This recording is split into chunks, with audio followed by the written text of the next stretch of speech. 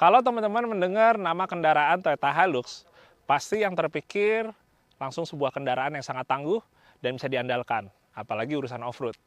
Ya, kali ini gue akan mencoba untuk mereview sebuah Toyota Hilux 2020 dan semoga bisa banyak informasi yang bisa diberikan yang mungkin teman-teman nggak bisa dapat kalau baca di brosur.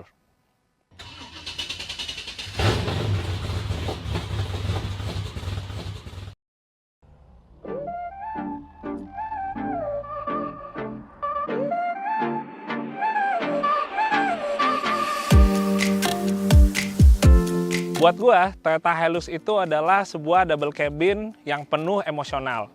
Bukan saja karena kemampuannya, tapi kalau gua melihat sebuah Toyota Hilux, itu gua teringat dengan salah satu pembalap yang paling gua idolakan, yaitu Nasser Al-Attiyah. Nasser Al-Attiyah adalah preli baik di WRC maupun di Rally Dakar, dan dia sudah menjuarai beberapa kali Rally Dakar. Salah satunya menggunakan Toyota Hilux, tepatnya di tahun 2019. Di tahun 2020 juga beliau bisa menjadi juara, walaupun menjadi runner up, tapi buat gua, di hati gua, tetap Nasser Al-Attiyah yang juara.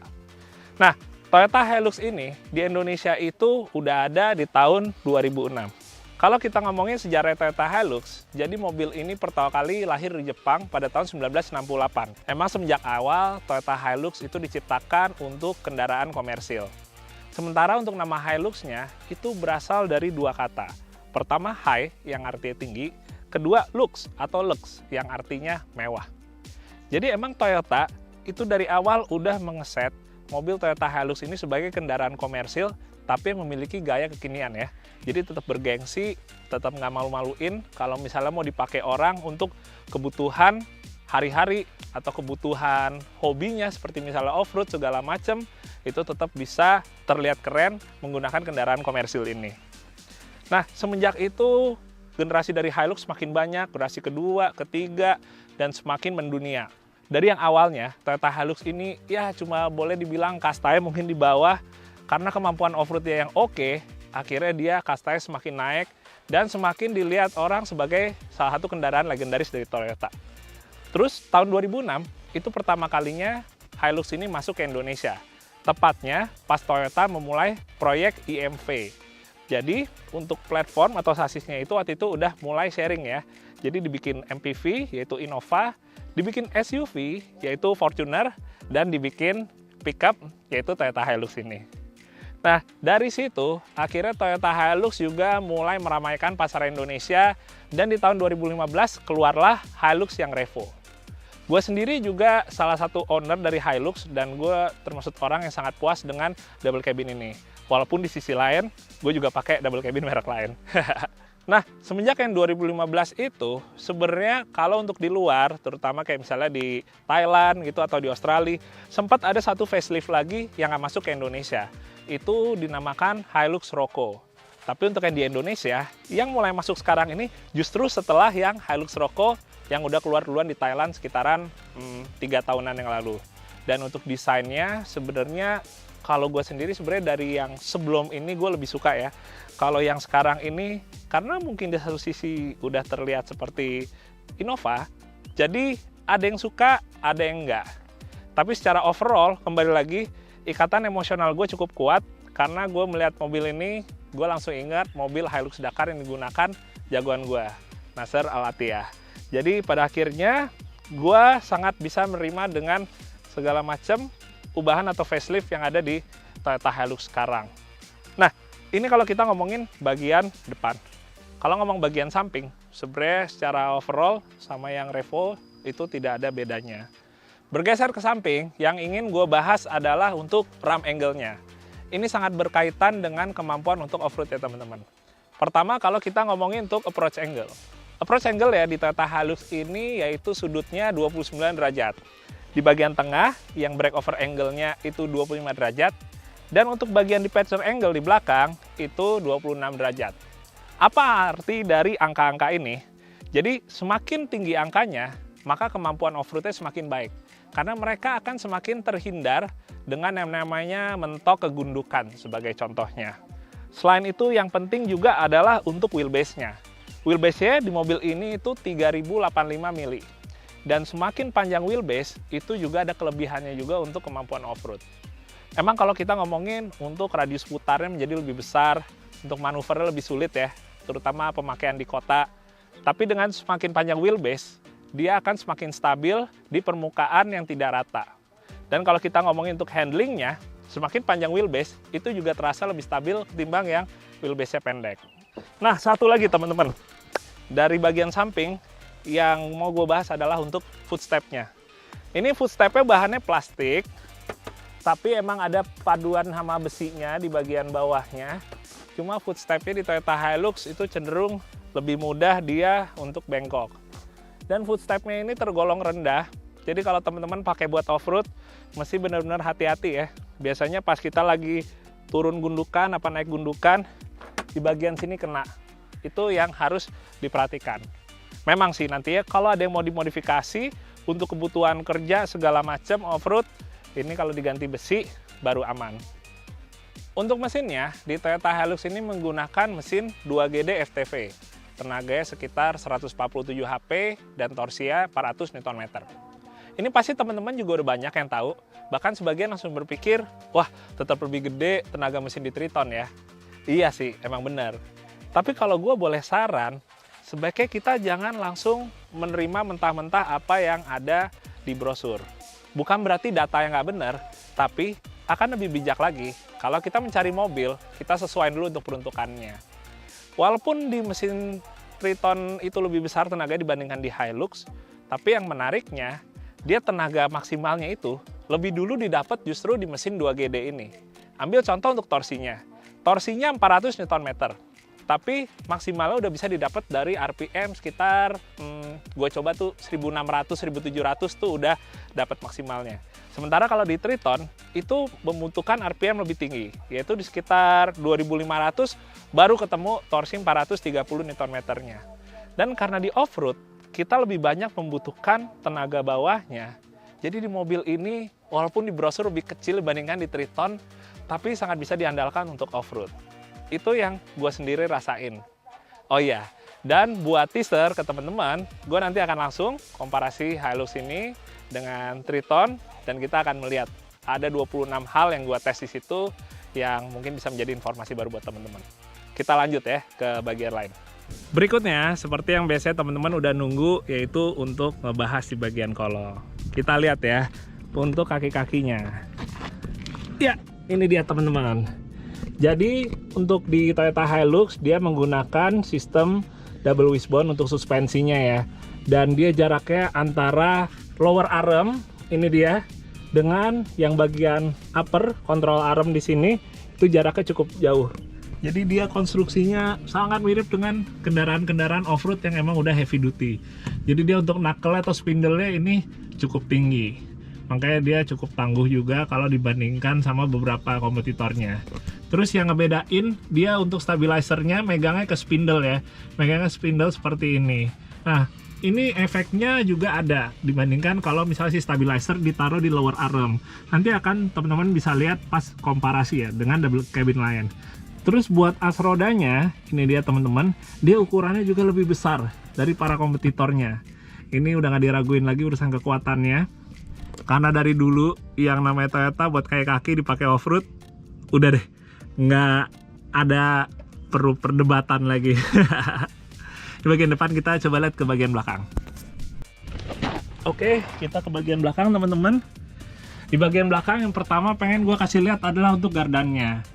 Ngomongin gardan solid Toyota, ini juga jadi salah satu gardan yang favorit dipakai orang walaupun mobilnya bukan Toyota. Jadi apapun mobilnya, gardannya Toyota kalau kata orang-orang off-road. Ini gardannya ini bonggolnya 8 inch. 8 inch untuk sekarang itu sebenarnya udah lebih cukup.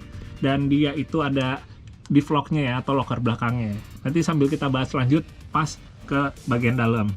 Terus cara konstruksinya kan dia pakai lift spring, suspensi belakangnya atau per down.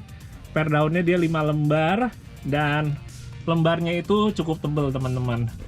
Tapi yang gue suka kalau di Toyota Hilux ini, dia walaupun terlihat kaku, lembarannya itu tebal-tebal, tapi dia sebenarnya travelnya panjang.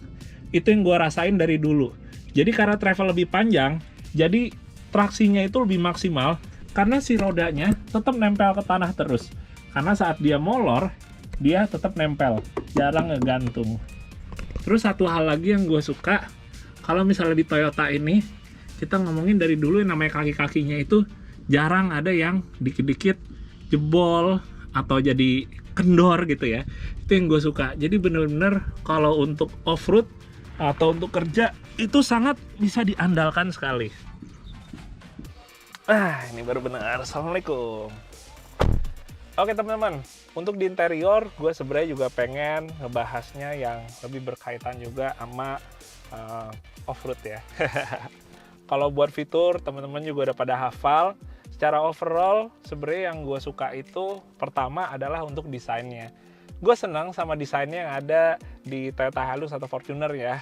Yang gue maksud itu untuk si dashboardnya ini. Untuk dashboardnya, terus juga untuk cluster instrumennya, itu gue senang banget. Desainnya bagus dan enak dilihat.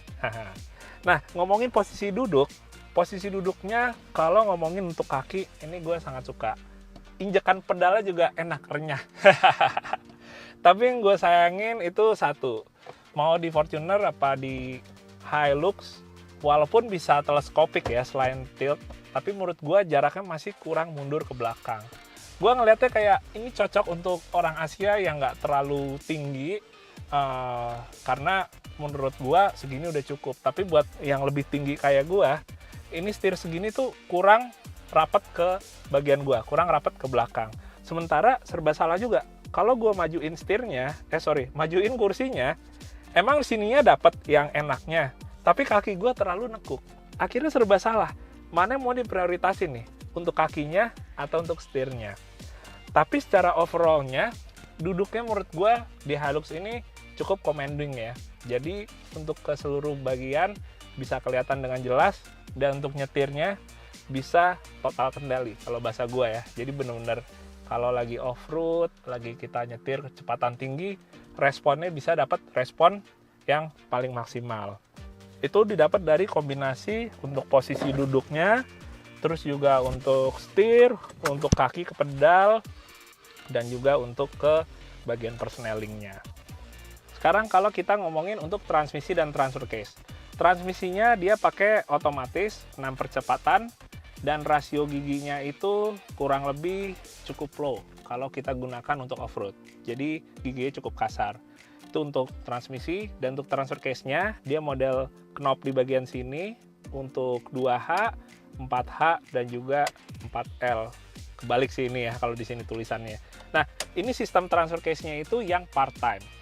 Part-time, buat teman-teman yang belum tahu, part-time berarti tenaga yang disalurin ke gardan depan dan ke gardan belakang itu rata, 50%, 50%. Kelebihannya, untuk digunakan off-road itu lebih maksimal traksinya. Sementara kekurangannya, kalau kita ke jalan aspal, ini untuk 4x4-nya jangan dipakai teman-teman.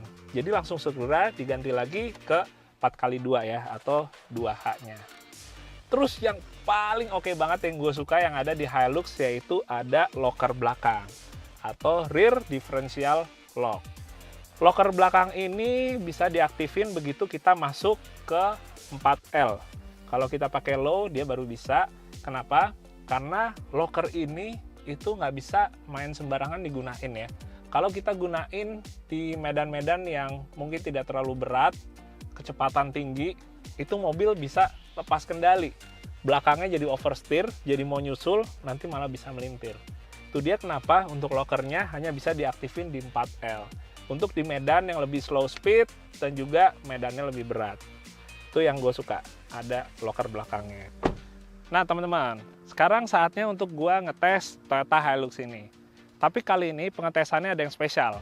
Karena Toyota Hilux ini akan nemenin gue nostalgia ke salah satu track speed off-road yang gue sangat favorit dari kurang lebih 10 tahun yang lalu. Kemana kita? Kita akan ke Serang dan kita lihat gimana kira-kira untuk pengetesan off-roadnya.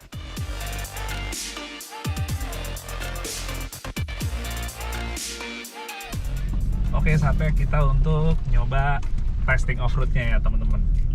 Ini ngomong-ngomong, lokasi yang kita gunain buat testing ini di sirkuit Tembong Jaya, Serang. Penuh kenangan di sini soalnya dari semenjak tahun 2011 gue udah suka ikutan kejuaraan nasional speed off-road di sini. nostalgia ngeliat tracknya, apalagi udah sekian lama nih belum balap street off-road lagi, jadi sangat menarik. Dan kita hari ini pengen nyoba Hilux di sini. Oke. Ini ngomongin tracknya di sini, karena track speed off-road kita pakainya 4H ya, nggak pakai 4L, karena jalurnya relatif rata dan kita kebutuhannya itu high speed, jadi kita pakai 4H. Udah langsung berasa improvementnya di bagian suspensi kalau ketimbang yang generasi sebelumnya ya. Nggak, sebenarnya masih di generasi yang sama, masih tetap Hilux yang generasi ke 8, tapi di yang Revo Rocco ini udah ada improvement di bagian suspensinya.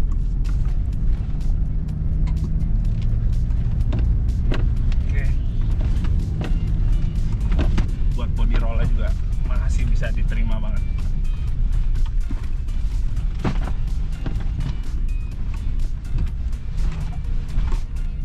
Kalau ngomongin mesinnya, 2GD FTV 147 HP 400 Nm. Yang gua rasain lebih dari cukup. Karena kalau misalnya overpower juga nggak terlalu bisa dikontrol, yang ada juga kita nggak bisa enjoy, entah nyetir lagi di on road atau pas lagi off road kayak gini. Tapi so far gue seneng banget kalau pakai Hilux itu, karena dia itu gen balapnya, terutama balap off-roadnya itu cukup kental. Apalagi favorit gua yang tadi udah sempet gua kasih tauin, pembalap idola Nasser Al-Attiyah itu pakai Toyota Hilux dari tim Toyota Gazoo Racing ya, yang juara di Rally Dakar di tahun lalu. Asik banget. Wah, cakep handlingnya, asik banget. Asik banget.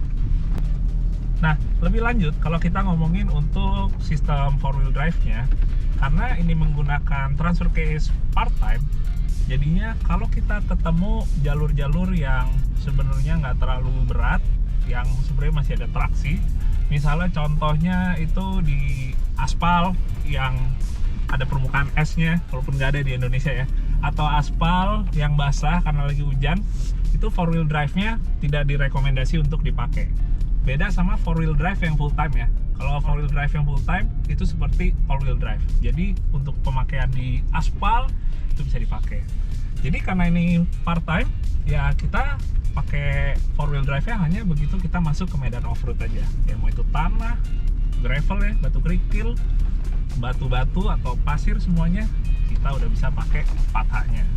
Nah, lebih lanjut kalau kita ngobrolin untuk kemampuan off-roadnya, di mobil Hilux yang gue suka itu ada locker belakang atau rear differential locker. Jadi karena ada locker belakang, kalau kita ketemu medan off-road yang lebih berat, yang sampai ban belakangnya bisa terangkat, itu dengan dipakainya locker belakang, dia akan tetap bergerak. Teman-teman kan pasti tahu nih, kalau kita nggak pakai locker atau sama sekali nggak ada LSD-nya, ketika ban ngangkat, ban itu pada akhirnya akan berputar dengan sia-sia, karena di roda yang menempel ke tanah itu nggak akan muter sama sekali. Tapi kalau kita pakai LSD, apalagi locker, dia akan ngunci.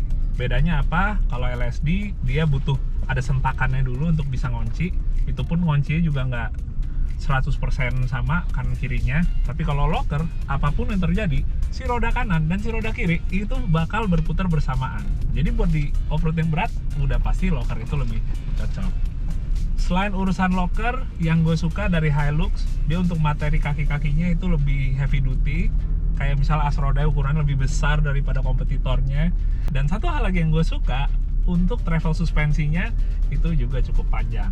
Pasti teman-teman juga pada tahu nih, kalau suspensi yang travel panjang itu tentunya akan lebih memaksimalkan traksi lagi ketimbang kalau yang suspensinya travel cuma dikit, baru kena gundukan sedikit udah langsung rodanya ngambang.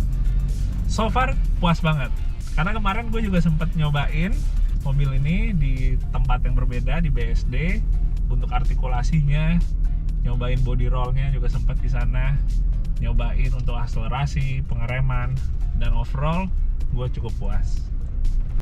Oke teman-teman, alhamdulillah sekian dulu untuk review Toyota Hilux 2020-nya. Di akhir video, yang pengen gue sampaikan adalah jika kalian tertarik dengan Hilux, janganlah tertarik karena mereknya Toyota. Tapi tertariklah karena Hilux ini adalah salah satu kendaraan 4x4 legendaris. Untuk kaki-kakinya, untuk mesinnya, dan segala macam perangkat yang berbau untuk off-roadnya, ini udah nggak diragukan lagi.